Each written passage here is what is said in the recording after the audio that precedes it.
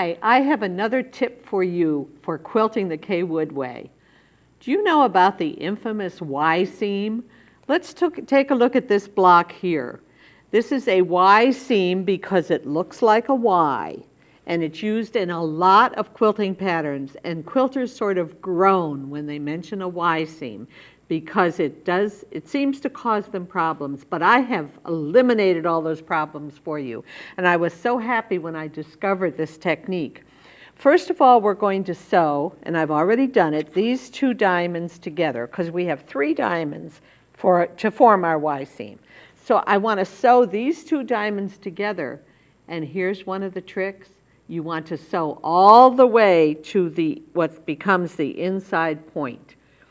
In a lot of quilt patterns, in traditional techniques, they tell you to leave open 1/4 of an inch from one edge or the other. That is never the easy way to do it. So whenever you have a pattern that tells you to do that, rethink it. So we're going to sew all the way to the inside.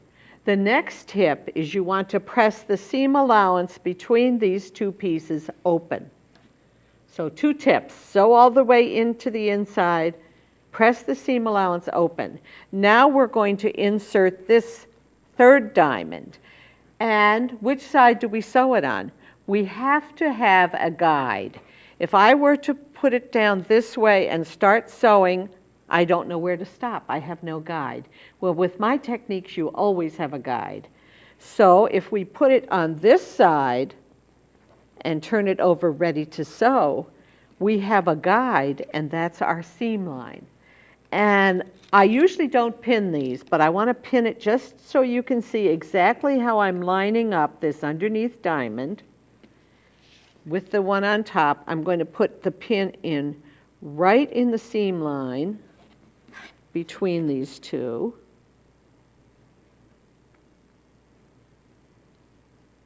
And it goes through to the back diamond and back out, again in the seam line. And I want to turn it over to check it. We should have exactly 1/4 of an inch beyond the pin. And it looks to me like I have a little bit more, and that's because I've slipped a little bit here. See this?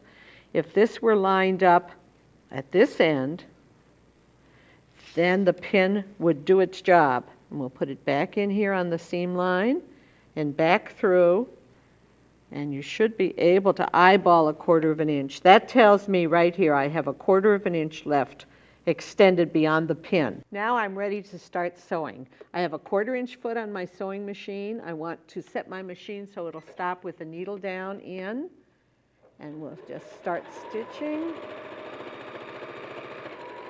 Remember I said we had a guide, which is our seam.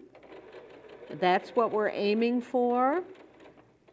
I want to take the pin out right before we get to it, but I want to stop with my needle down in the center of the seam. Even if you have to maneuver a little bit, it should be right in the center of the seam.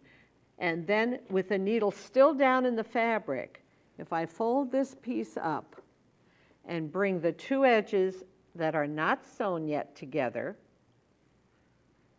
and just smooth this out so there's no bulk. You can feel it. It will lay flat, and you can feel it when it's flat, and then we just continue sewing.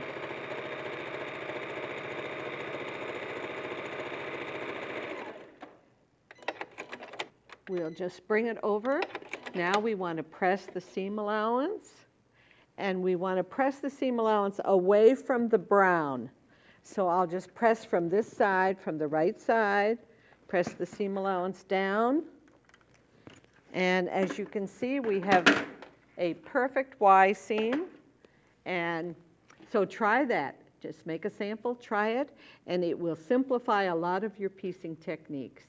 Be sure and join me when I bring you another tip on quilting the Kaye Wood Way.